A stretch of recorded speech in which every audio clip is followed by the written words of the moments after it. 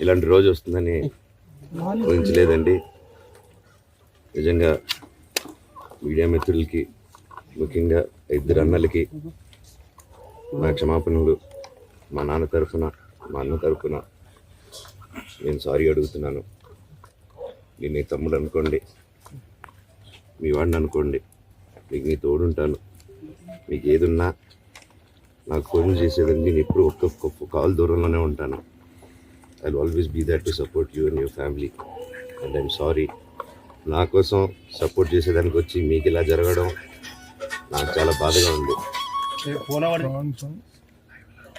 నా భార్య పేరు లాగుతున్నారు, 7 నెలల కూతురు పేరు లాగుతున్నారు. నేనేం అడగలేదు, సొంత కాళ్ళ మీద పనిచేస్తున్నాను.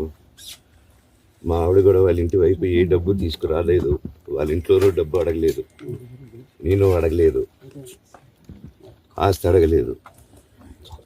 మా ఆవిడ 7 నెలలు గర్భవతిగా ఉన్నప్పుడు తనకి 7 నెలలు ఉన్నప్పుడు మా అంకుల్ వాళ్ళు ప్రతి ఒక్కరూ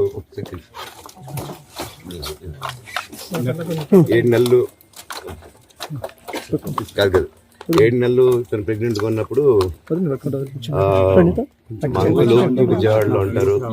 అండ్ ఇక్కడ కొంతమంది అంకుల్ నాన్నగారు బాగా క్లోజు. మనోజ్, నువ్వు ఎన్నో సంవత్సరాలు ఇంటి బయటగా ఉన్నావు, నీ సొంతంగా ఉన్నావు.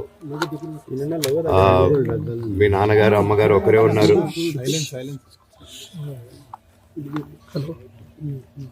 మీ నాన్నగారు అమ్మగారు ఒకరే ఉన్నారు.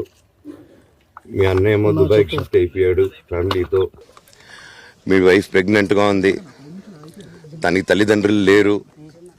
తనకి ఇప్పుడు మీ అమ్మ అవసరం ఉంది, పెద్దోళ్ళ అవసరం ఉంది.